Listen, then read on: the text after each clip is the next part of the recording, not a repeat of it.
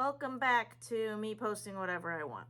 So this is actually a video idea that I've had in the back of my mind for a second now, and actually like a couple people, and when I mean a couple, I mean like 2 or 3 of my friends have actually said, can you go over this topic? And I was like, you know what? I think I can. So today's video is going to be about how you can get sponsored on TikTok. I'm not really going to go over Instagram because I feel like I've already done a separate video on that. And also, to be honest, my Instagram collabs have not been looking too hot lately. And what I mean by that is, personally, I just like doing collabs on TikTok more. I feel like there's a lot more creativity you can put into it. Statistically, TikTok actually has the best algorithm when it comes to people blowing up overnight or having a viral video. I will say that shorts and reels are TikTok's major competitors, so you can get decent virality from that. But overall, Instagram, I'm just not the biggest fan of. So yeah, I'm going to talk about how I get TikTok sponsorships.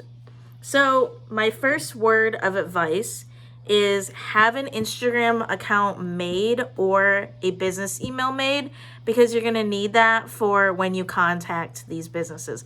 So if I see a business that I want to work with, 9 out of 10 times they'll have an Instagram, so I'll do a direct DM through either their Instagram, and sometimes I'll just find their email on their website, but a lot of the times they'll either directly talk to me through Instagram DM, or they'll be like, okay, please direct any inquiries to our business email, here's the email. So they'll do that most of the time. So there is 2 different ways that I go about getting campaigns. So thankfully, because TikTok has grown to be such a huge platform, I feel like in the past year, it's grown so much. A year ago, the idea of getting sponsored on TikTok was pretty much unheard of. And now, people can get ads, and it's very common to see advertisements. So there are third-party platforms that I use. And if you guys don't know what a third-party platform is, basically you sign up for a website or an app, and it's basically a platform for small influencers, small creators. Sometimes they have it for larger ones. It just really depends on which one you use. The ones that I use seem to cater to people that have between 1,000 to, let's say, 25,000 followers.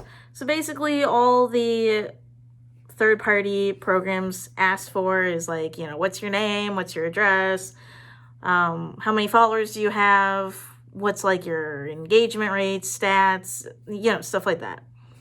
So you give them all of that information. Once you've completely filled it out, they will either accept you or they'll reject you. Or if you're automatically accepted, they'll email you, or they'll have some sort of email that'll tell you, okay, we think you'd be a perfect fit for this campaign. So you look at the campaign details, it'll tell you, okay, so we'll give you this product, and this is what you're going to have to do for it. So I'll show you guys an example. So this is a puzzle that I got. So the TikTok that I had to make, what you do have to be wary of when you do a third-party campaign is they're going to be really, really precise and accurate on what they want. So for this, they gave me different inspirational ideas so that I could promote this. So they were like, okay, well, show yourself panning into the video of you working on this puzzle, or show yourself doing a haul of different things you could do for quarantine or something like that. Another thing was I was asked to promote the Ole Henriksen new lemonade scrub, and they gave me like usually it'll say the rules and guidelines, and the rules and guidelines will usually say, okay, you have to tag this brand, you have to use these hashtags, sometimes you have to use their promoted sounds. So just be cautious, like when it comes to creativity. You can still be very creative in your videos, but you're not going to get 100% creative freedom when using a third-party system for that. But it does, I will say, the major reason why people like third-party systems for their campaigns, especially on TikTok, is because it allows you to not have to go through the brand directly. So that middleman, will you stop mocking me? Stop. My boyfriend is bugging me while I'm talking.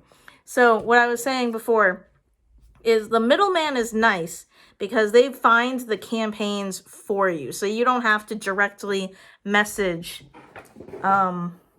Wandering Puzzle Co. Or you don't have to directly message Ole Henriksen. They've done that work for you. And if they think that you're a good fit, then you do the campaign and you get the product. Depending on how many followers you have, I didn't start, so that was the first way, basically. Make your media kit, which has all your statistics, apply through third-party platforms, do the campaigns that they give you.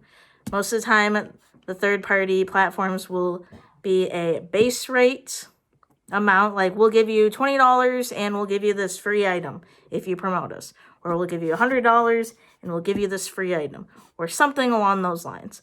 And then the next way that I get PR or, paid is I will directly message a company. So this, I'll give you an example of what happened to my one friend and then what happened to me. So basically what she did was she talked about this brand called Loom. So she bought this hair thing and it happened to get viral on TikTok. I think her video got like 1 million views. And once that happened, I think either they,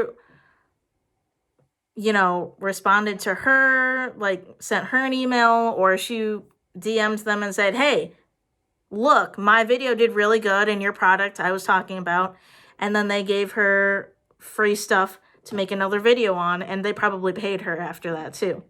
So you can do that. A lot of people and a lot of brands like that. If you've already talked about the product and the chance of it getting viral and then you ask them, I have actually done that before. I know it sounds whack because you've already talked about the product, but it's like a weird psychological thing. They like the idea that you've talked about it, it was successful, and they have another chance at getting viral, if that makes sense. So it actually worked out in my favor. I have a similar story on how that happened. So I was up at 3 a.m. in the morning looking at candy, and this one girl was a candy TikToker, and she was charging kind of luxury prices for this candy. So I found a candy shop that was actually less for basically the same candy, and I made a video on it, and it got 400 to 500 views. I normally reach out to small companies because I have, a smaller audience. I only have about 12,000 followers, but the good thing about small companies is I would say, are actually the easiest to get PR from, because think about small brands, at least the ones that I've reached out to, they haven't even thought about having a TikTok, or they have a very, very low reach on TikTok. So that's where you come in, because you already are using TikTok. So you can let them know, okay, I'd be really interested in making a TikTok for you. And they'd be like, oh, that sounds amazing. We don't even have a TikTok, so we'd be happy to give you some product. So my video got 400 views, and I basically linked them to the video, and I was like, this is the video that I made for you guys. I promoted your thing. And the thing was, I wasn't even expecting them to respond to me. I thought, oh, maybe they'd say, oh, that's really cool. But no, instead they were like, oh my gosh, that's not that bad of views. We want to send you some free product. And there you go. It's really that easy. If you build a relationship with the company, you're civil, You give them a reason as to why they should be sending you free stuff. Like, it's really, really not that hard. And yeah, so like I said, the two ways that you can do it is either you can direct message a company or you can use a third-party service. So that, my friends, is how to get sponsored on TikTok. Do with that information what you will. Thank you guys so much for watching and have a great day. Bye.